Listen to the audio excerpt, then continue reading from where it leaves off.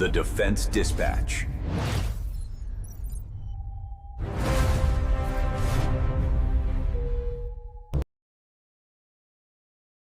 It is exactly 4:42 in the afternoon, and right now, Tehran is making the absolute worst mistake in the history of modern warfare. There is no build-up, no warning shot. Deep below the surface in the Strait of Hormuz, hidden inside dark ocean trenches, Iranian forces pulled the trigger. 4 Ghost Shark torpedoes, the most lethal underwater killers ever seen in these waters, shoot out of their tubes. Their target is not just some average battleship. They are hunting the Sovereign. She is a 120,000-ton super-dreadnought, a floating fortress of solid steel that represents the absolute, undeniable might of American power on the ocean. You can almost feel the smug excitement boiling in the veins of those submarine commanders. They watch 4 glowing white lines streak across their screens, ripping through the water at an insane pace, heading straight for our colossal ship. They figure the fading sunlight over the Gulf Mountains will give them the perfect cover, leaving the Americans totally blind and helpless. What a heartbreakingly foolish thought. Take a look at what is actually happening. Out on the deck of the Sovereign, 120,000 tons of pure, unstoppable metal just keeps cutting through the waves. She does not drift a single inch off her path. Death is rushing right at her at 200 knots, but the American Navy does not even blink. Down inside the Combat Information Center, the vibe is not panicked. It is completely ice cold. It feels like watching a god stare down a tiny bug trying to pick a fight. The enemy has not just fired at a boat. They have walked straight up to the gates of hell and knocked. They decided to launch their strike at 4:42, and by 5 o'clock, they are going to learn what it means to be totally erased from the map. You are about to see how an empire handles a threat. Outside, the Persian Gulf is baking in 45-degree heat, but inside this massive hull wrapped in 3 meters of steel, the air stays perfectly chilled at 19 degrees. It is the ideal temperature for the machines to do their dirty work. You will not hear anyone yelling. You will not see people running around. There is only the quiet, steady breathing of quantum servers crunching billions of thoughts every second. In this room, war is not a bloody, messy struggle. It is just green lights and glowing code on flat screens. The Aegis X Defense Artificial Intelligence, the most brilliant electronic mind humanity has ever built, wakes up. Deep underwater, the towed sonar catches a sound so tiny that a human ear would never notice it. But to our computers, it screams like a siren. It is the exact noise of water shifting as the Kilo-class submarine forces its torpedo doors open. The Iranians think they are being so sneaky. They waited for sunset, hoping the shifting temperatures where salt and fresh water mixed in the Strait of Hormuz would create a natural sound barrier to hide them. They actually thought the Sovereign would be deaf in this underwater maze of limestone. They are playing a child's game of hide and seek with a machine that can see every single drop of water in the ocean. The intelligence system speaks, calling it an Omega-level threat. The voice is totally flat, completely empty of fear, sounding just like a judge handing down a final verdict. 4 red lines pop up on the glowing map, ripping away the ocean's natural disguise. Our officers do not even have to reach for their keyboards. In less than the blink of an eye, the computer has already dreamed up 1,200 different ways to end this fight. The commanders in Tehran think they started a regular naval battle. The truth is, they just locked themselves in a cage with a butcher, and we have the sharpest knives on earth. Let us talk about Tehran's shiny new toys. They love bragging about these 4 Ghost Shark supercavitating torpedoes. The name sounds terrifying when you read it in the news, but the reality just proves how desperate they are to act tough. The design is wild.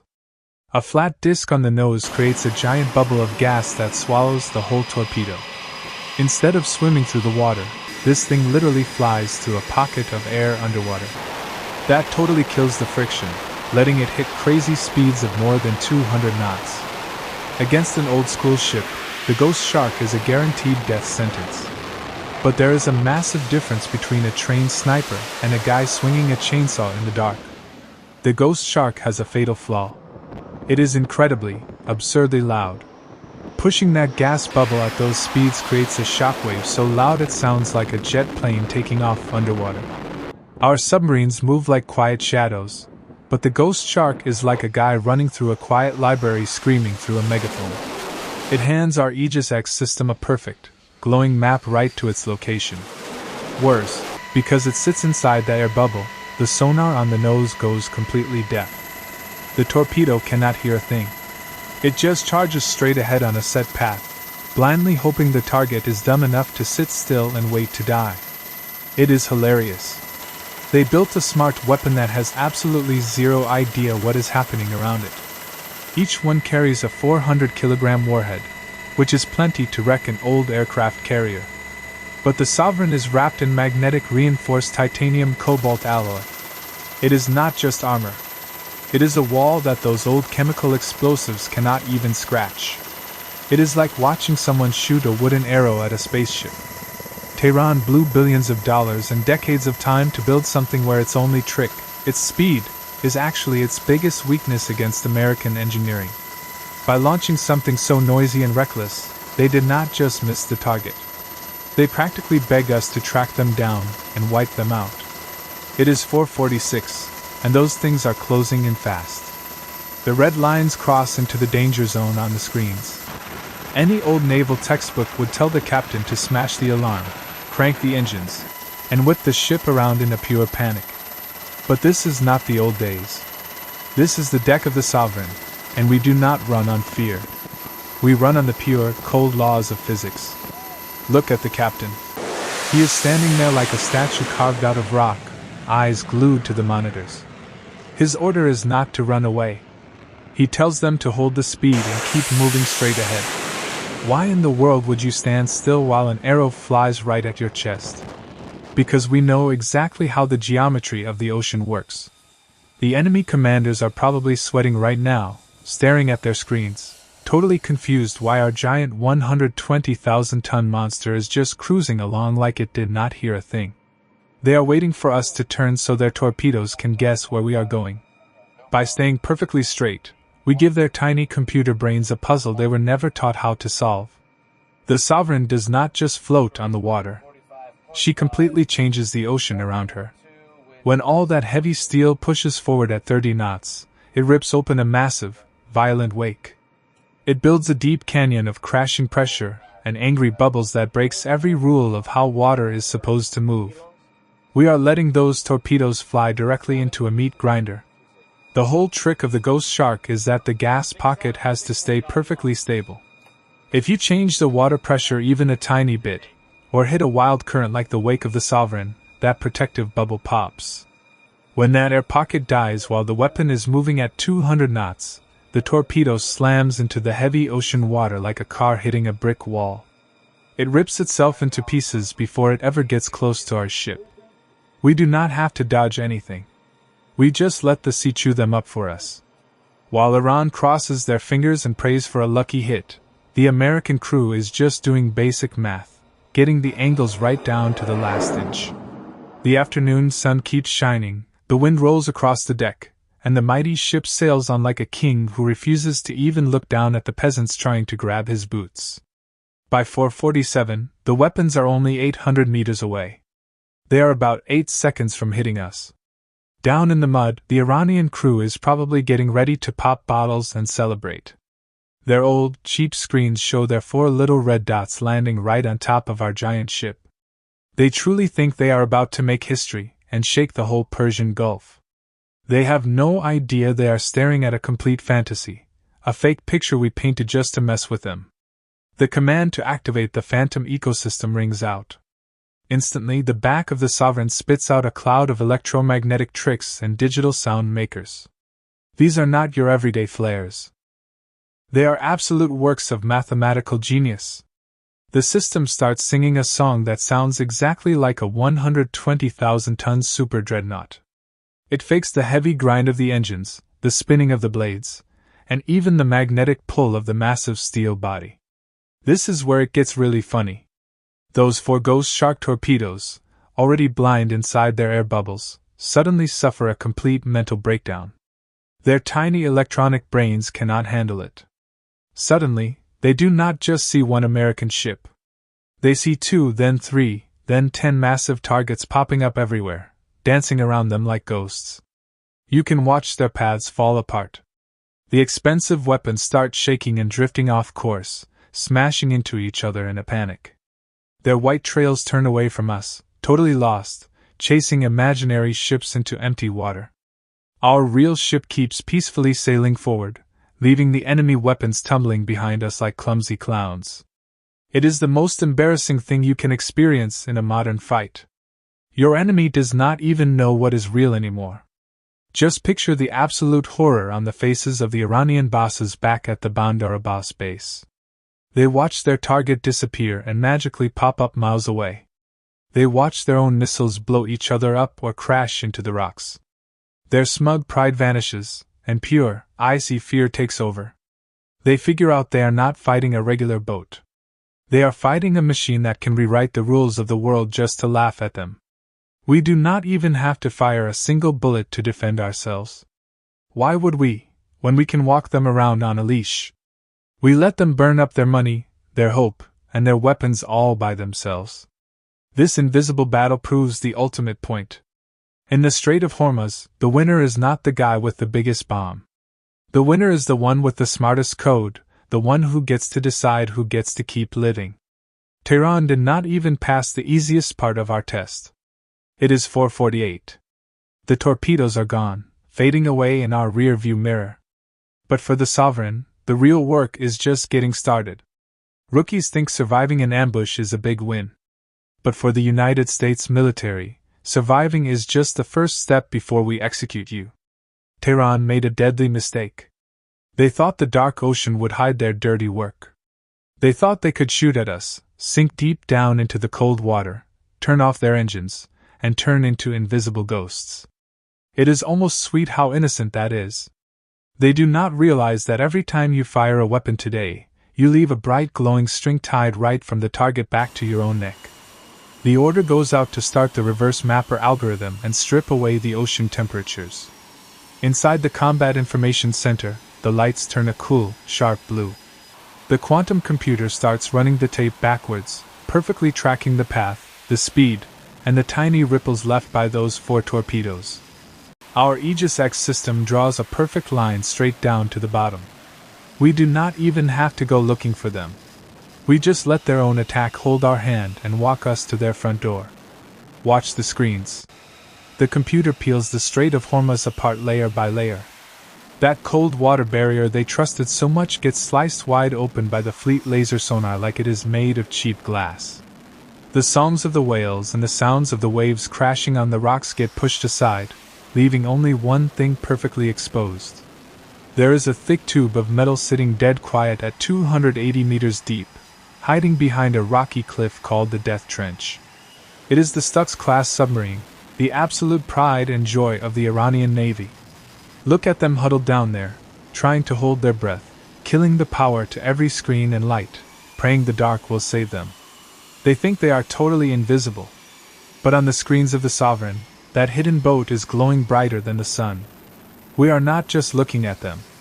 We are listening to the exact hum of their cooling pipes and the frantic, terrified heartbeats of the sailors trapped inside. It is incredibly embarrassing for them. Iran spent years trying to make these boats scary, thinking they could push America around. But right now, they are nothing but a goldfish stuck in a clear bowl, just waiting for a giant hand to reach in and crush them. The Strait of Hormuz cannot hide you when the god of war has your name on a list. We have their location down to the exact inch. We have the sound of their engines recorded so we can study it later. The predator in the dark is shivering now, knowing our spotlight has lit up the absolute bottom of the pit they crawled into. We hold off on firing back right away. It is not because we are scared. We just want them to sit there for a few long minutes and really taste how hopeless this is. American payback does not rush. It takes its sweet time, like someone who knows they hold the keys to life and death. It is 4:49. The patience of the American Empire has officially run out. Up on the deck, the massive engines keep humming their easy tune. We do not slow down. We do not sound the battle alarms. When you have this much power, swatting a killer submarine is like flicking a fly off your shoulder while you take a walk in the park. The call comes to send out the Ghost Hawk flight and clear them to fire.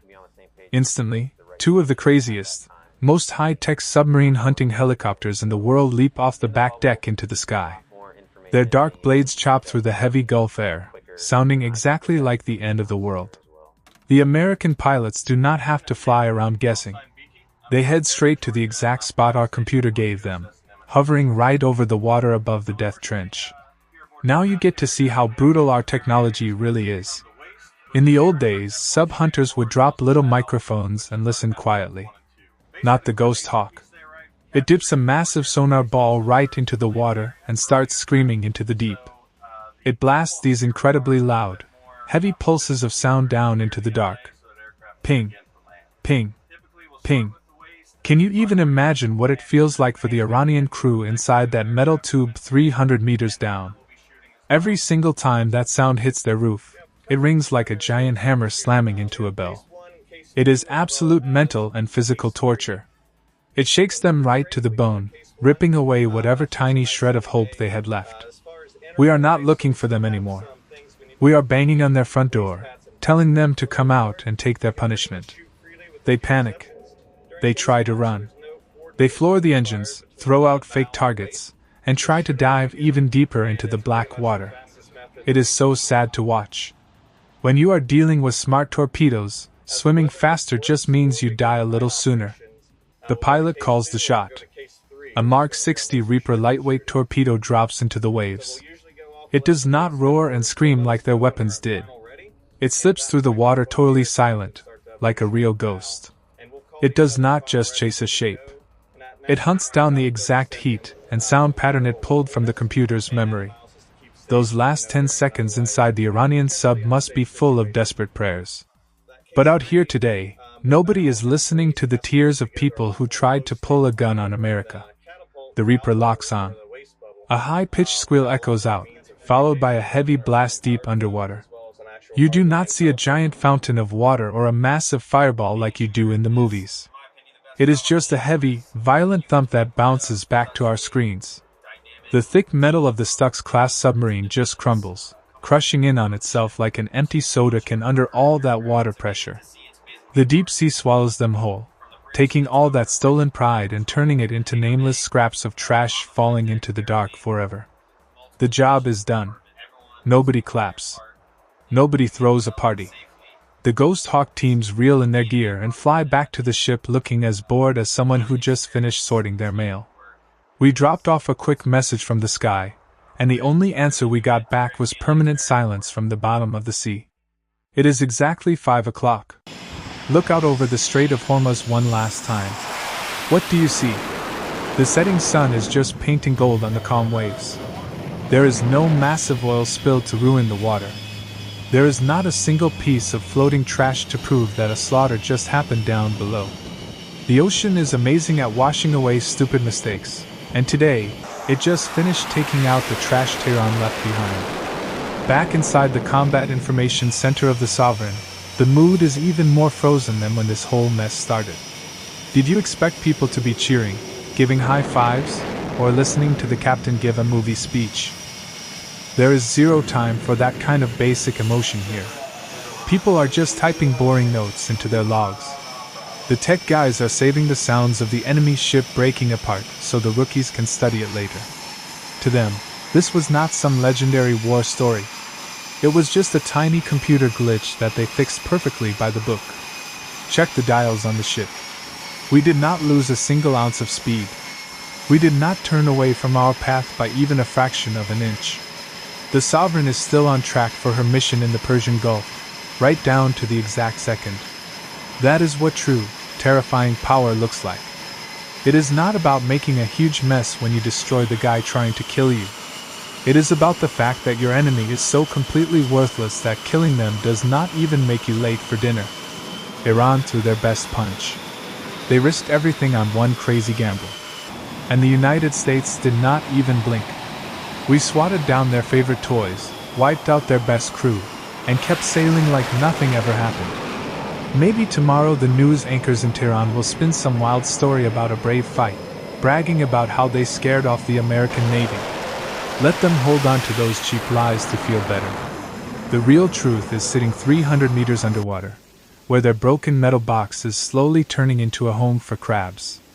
The reality is, in this dangerous game, if you try to take a swing at the king, you do not just lose your life. You lose every ounce of respect your enemy ever had for you. What happened today was not just a win in a battle. It was a massive, brutal reality check.